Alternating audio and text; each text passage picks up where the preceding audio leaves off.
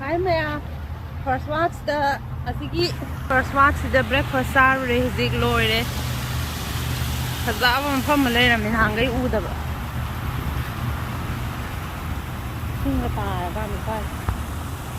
Sabade dum la ko ngbo udaba. Ndang do di si se phaza adu ni u ga se. Ma kanyo mai tha le. Ma si se Easter ne ba.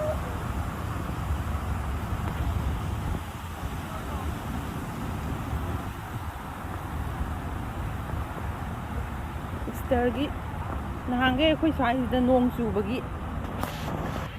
bagi Easter gam bo taw ba yadre lampa ke da loi chot pa do adu gi nahange di mamang sahi daga di phasana nung sa sara nung ai bene ba do handak di yad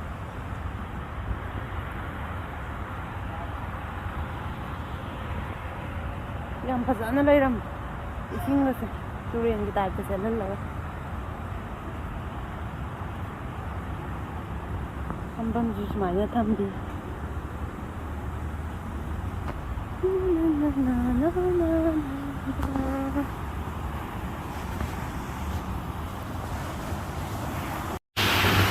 asa ising je upar se light re kai yeng ino na kai yeng ino pakthara ga yeng je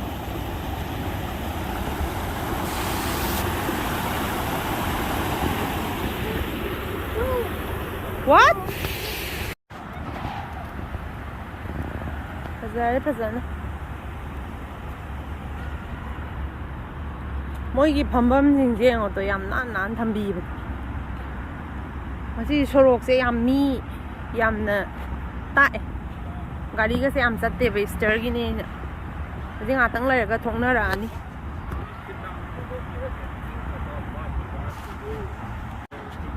Park the moi di tu samaina dustbin amma adum thambiri trash can pang kudi mak ta tham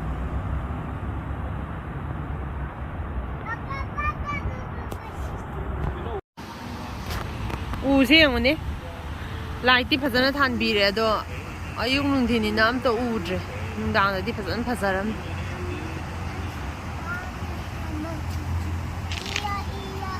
Sama si say sa alay gare. Let's go. Let's go.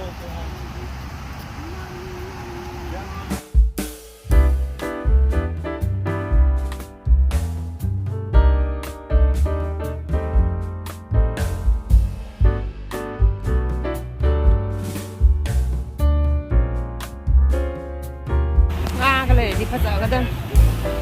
The waffle and the pancake are so yummy.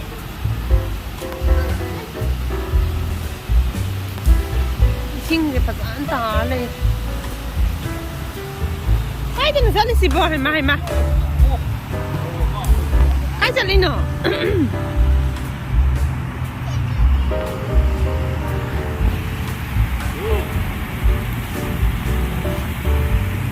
Tani ko.